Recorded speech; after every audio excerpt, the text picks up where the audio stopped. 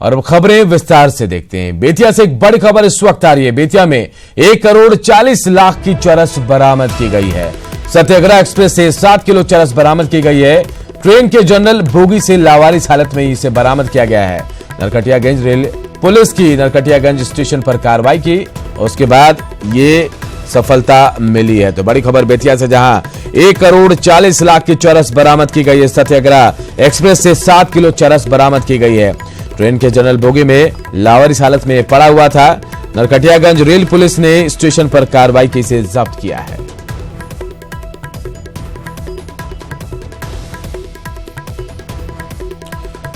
तो ये बड़ी खबर और बड़ी सफलता नरकटियागंज रेल पुलिस को मिली है। बेतिया में 1 करोड़ 40 लाख की चरस बरामद की गई है। और सबसे हैरानी वाली बात कि इस चरस को लावारिस हालत में जनरल बोगी में छोड़ दिया गया था और यहीं से रेल पुलिस ने इसे बरामद किया है। सत्याग्रह एक्सप्रेस से 7 किलो चरस लाया जा रहा था, जिसे गुप्त सूचना के आधार पर नरकटियागंज रेल पुलिस ने जनरल बोगी से बरामद किया गया। इस चरस की कीमत 7 किलो चरस की कीमत लगभग 1 करोड़ 40 लाख रुपए बताई जा रही है। और प्रफुल्ल हमारे सहयोगी हमारे साथ फोन लाइन पर जुड़े। प्रफुल्ल, कैसी ये सफलता मिली और किसी की गिरफ्तारी हो पाई है कि नहीं? जी अरूप, मैं आपको बता दूं कि ये मुजफ्फरपुर गोरखपुर रेल खंड जो है उस पे मादक पदार्थों की तस्करी इन दिनों काफी बढ़ गई है। पिछले कुछ दिनों से ट्रेन से शराब की बरामदगी की जा रही थी और आज करीब 7 किलो चरस जो है वो रेल पुलिस ने बरामद किया है। हालांकि लावारिस हाल में इस चरस को एक बोगी में रखा गया था, उसको किसी की गिरफ्तारी इसमें नहीं हुई है, लेकिन पुलिस जो है वो रेल पुलिस जो है छानबीन करने में जुट गई है। और इसकी जो अंतर्राष्ट्रीय बाजार में कीमत है लगभग 1 करोड़ 40 लाख रुपए है। तो इस तरह से कहा जा सकता है कि ये एक सेफ जोन बनता जा रहा है तस्करों के लिए। और ट्रेन के माध्यम से बड़े व्यापक पैमाने पर मादक पदार्थों की तस्करी हो रही है, चरस की तस्करी हो रही है, गांजे की तस्करी हो रही है और शराब की भी तस्करी की जा रही है। इसके खुलासा का पिछले कुछ दिनों से रेल पुलिस लगातार ट्रेनों में, जो मुजफ्फरपुर से दिल्ली जाने वाली ट्रेन है या जो रक्सौल से दिल्ली जाने वाली ट्रेन है, उन ट्रेनों में लगातार छापेमारी कर रही है और रोज कुछ न कुछ बरामद इस ट्रेन से की जा रही है। तो ये तस्करों के लिए जो ट्रेन एक माध्यम बनता जा रहा है, सेफ जोन बन गया है ट्रेन और इसके जरिए ही तस्करी की जा रही है। ये बड़ी खबर एक बार फिर अपने दर्शकों को हम बता दें, बेतिया से आ रही, जहां 1 करोड़ 40 लाख की चरस बरामद की है रेलवे पुलिस ने। नरकटियागंज रेल पुलिस ने ट्रेन के जनरल बोगी से लावारिस हालत में इसे बरामद किया है। सत्याग्रह एक्सप्रेस से 7 किलो चरस लाई जा रही थी और इसकी कीमत अंतर्राष्ट्रीय बाजार में 1 करोड़ 40 लाख बताई जा रही है। बहुत बहुत शुक्रिया आपका प्रफुल्ल। टिकटों पर संग्राम के बीच आज महागठबंधन के नेताओं की बड़ी बैठक है। दिल्ली में आयोजित इस बैठक में सीटों के बंटवारे पर अंतिम बातचीत होगी। बैठक में तेजस्वी यादव, जीतन राम मांझी, मुकेश सहनी सहित कई नेता मौजूद रहेंगे। नेताओं की कांग्रेस आलाकमान के साथ भी मुलाकात होगी। इसके बाद आपसी तकरार के खत्म होने की उम्मीद भी बढ़ी है। न्यूज 18 को जो सूत्रों से जानकारी मिली है उसके मुताबिक आरजेडी 20 सीट पर चुनाव लड़ेगा, जबकि कांग्रेस 11, आरएलएस पे 3, लेफ्ट पार्टियों के लिए 2 सीटें, जीतन राम मांझी की पार्टी हम के लिए 2, मुकेश सहनी की वीआईपी पार्टी और शरद यादव की लोकतांत्रिक जनता पार्टी को 1-1 सीटें दी जाएंगी।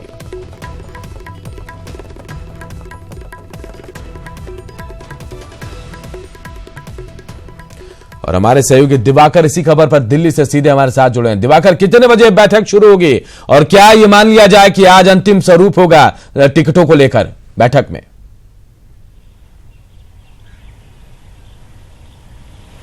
देखिए, सबसे पहले मैं बताना चाहूँगा कि ये कहना थोड़ा जल्दीबाजी होगा कि आज ही सब कुछ तय हो जाएगा, क्योंकि ये पहली बैठक है और इतनी जटिलताओं के बाद जब एक पहली बैठक बुलाई जाती है तो उसमें ये कहना जल्दीबाजी होगी कि आज ही सब कुछ तय हो जाएगा।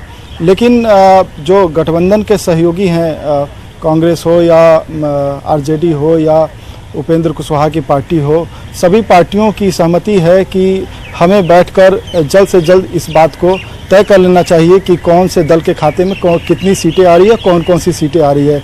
तो आज बैठक होगी। अभी तक समय मुकर्रर नहीं किया गया है, नहीं जगह तय की गई है। मीडिया को इस बात की जानकारी नहीं दी जा रही है क्योंकि नेताओं का अब धीरे धीरे पहुंचना शुरू हुआ है।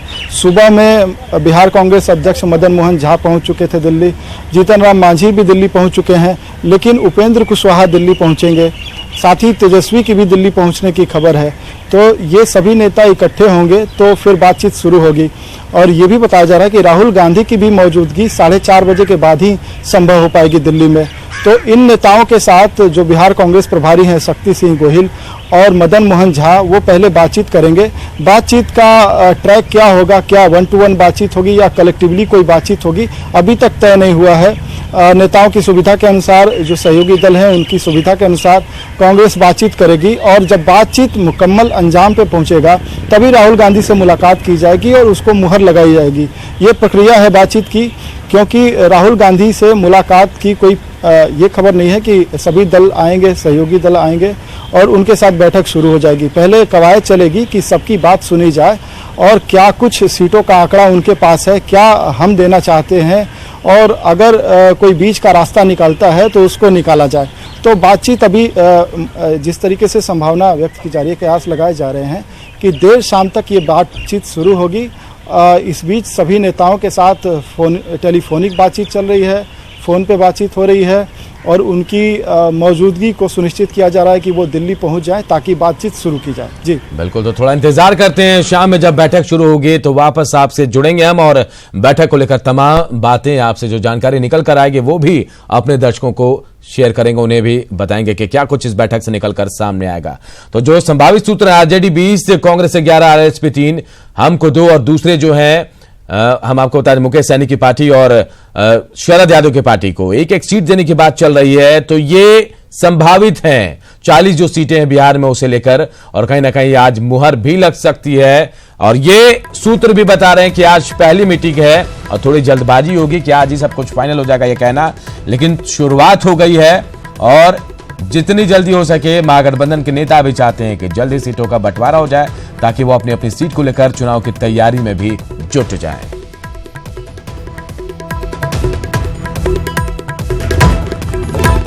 और इधर आरजेडी प्रवक्ता मनोज झा ने कहा कि महागठबंधन में सीटों का मुद्दा जल्द ही सुलझ जाएगा। उन्होंने आरजेडी को महागठबंधन की बुनियाद करार दिया। साथ ही कहा कि अगर 1 या 2 सीट को लेकर कोई दल नाराजगी जताता है तो इससे आवाम में सही संकेत नहीं जाएगा।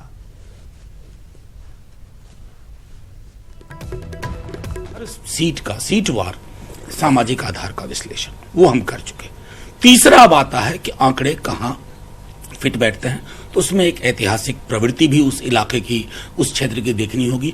और मैं समझता हूं कि सब कुछ सुलझ जाएगा।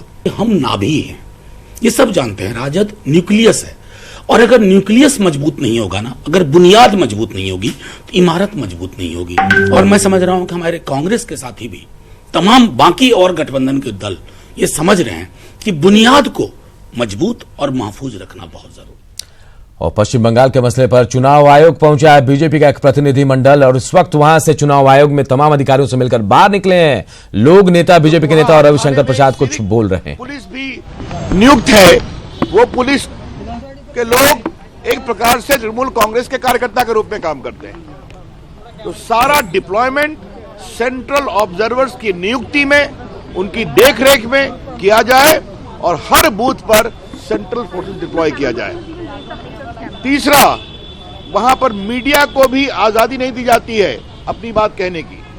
तो हमने ये भी आग्रह किया है कि वहां मीडिया सबको फ्रीली अवेलेबल हो, लोकतंत्र के लिए जरूरी है। इसलिए बंगाल के लिए चुनाव आयोग एक मीडिया ऑब्जर्वर भी अपॉइंट करे।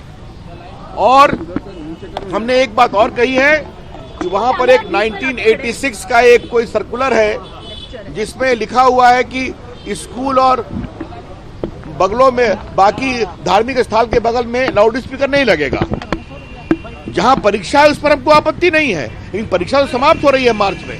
ऐसी परिस्थिति में 86 के एक पुराने सर्कुलर का हवाला देकर प्रचार करने से रोकना तृणमूल विरोधी पार्टियों को यह बहुत ही गलत है, दुर्भाग्यपूर्ण है।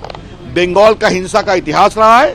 हमने चुनाव आयोग से अपील किया है कि ये देश के लोकतंत्र में लोकसभा का चुनाव है जो भारत के भविष्य को निर्धारित करेगा। इसलिए वहां पर ईमानदार निष्पक्ष चुनाव हो, इसके लिए चुनाव आयोग पूरी कार्रवाई करे। सर, आपने जो ऑफिसर का नाम दिया, एक मिनट सुनिए तो प्लीज, अभी मैं सवाल नहीं लूंगा, शांत। आज हमने बीजेपी की ओर से राहुल गांधी के खिलाफ एक टिप्पणी की है, शिकायत की है।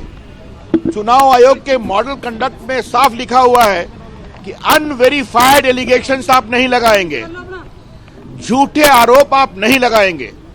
मॉडल कोड ऑफ कंडक्ट लगा हुआ है और कल राहुल गांधी ने जिस तरह से टीवी पर बेबुनियाद झूठे शर्मिंदगी भरी आरोप लगाए प्रधानमंत्री के खिलाफ कि किसका पैसा निकाल कर किसके पॉकेट में डाल दिया, इससे कोई शर्मनाक बात हो नहीं सकती। हमने चुनाव आयोग से यह भी आग्रह किया है कि चूंकि राहुल गांधी ने अपने भाषण में प्रधानमंत्री के खिलाफ जिस तरह की बेबुनियाद आरोप लगाए हैं वो मॉडल कोड ऑफ कंडक्ट का वायलेशन है, तो उनके खिलाफ भी कार्रवाई होनी चाहिए। Friends, today a very high power delegation of the BJP had met the chief election commissioner and the commissioners.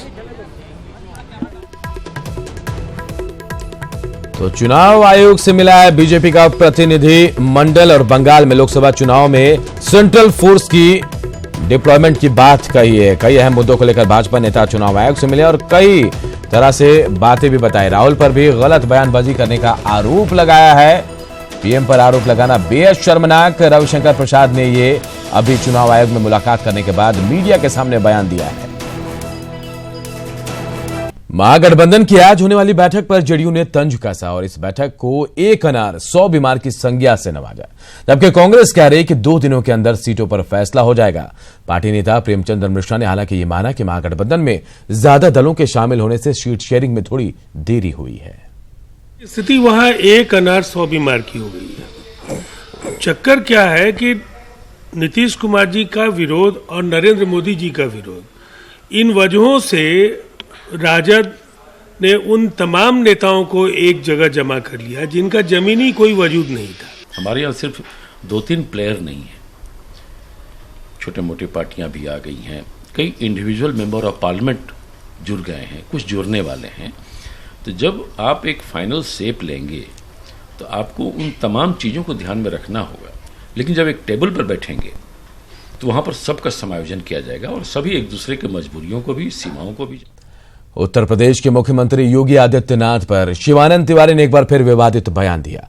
उन्हें दंगाई करार देते हुए खुद पर लगे आपराधिक मामलों को कोर्ट से बरी कराने का गंभीर आरोप उन पर लगा डाला।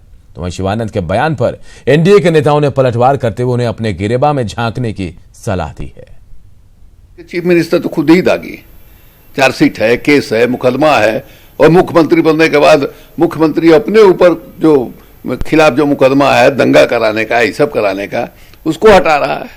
कि भ्रष्टाचार के आकंठ में डूबी हुई पार्टी हो, नरसंहार के आकंठ में डूबी हुई पार्टी हो, तो जिस प्रकार से पार्टी का विचार रहता है वो उनमें निहित हो गया है और उसको लेकर टिप्पणी कर रहे हैं।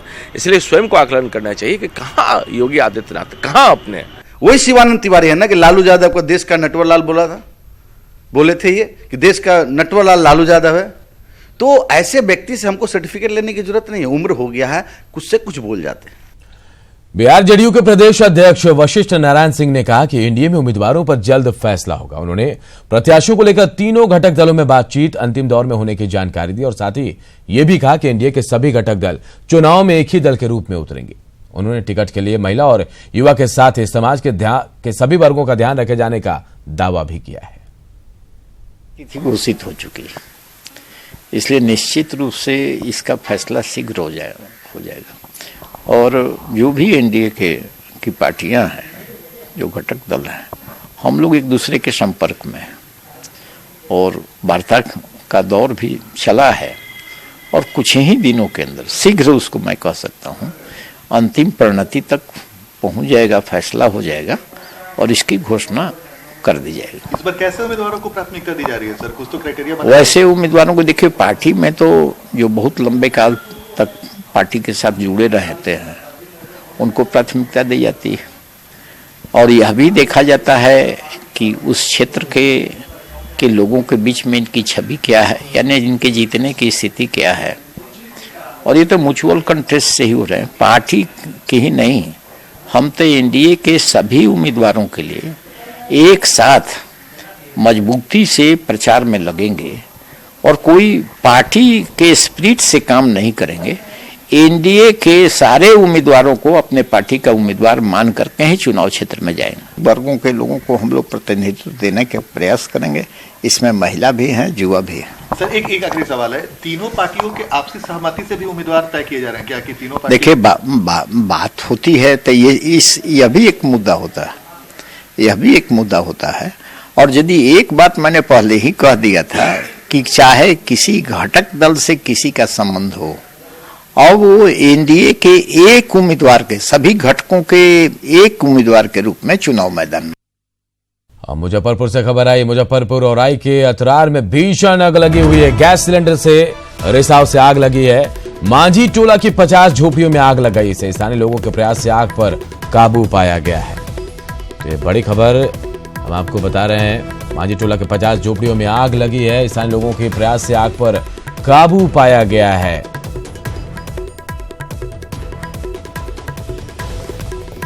बड़ी खबर इस वक्त आ रही है मुजफ्फरपुर से। औराई के अतरार में भीषण आग लगी हुई है और बताया जा रहा है कि गैस सिलेंडर में रिसाव से आग लगी।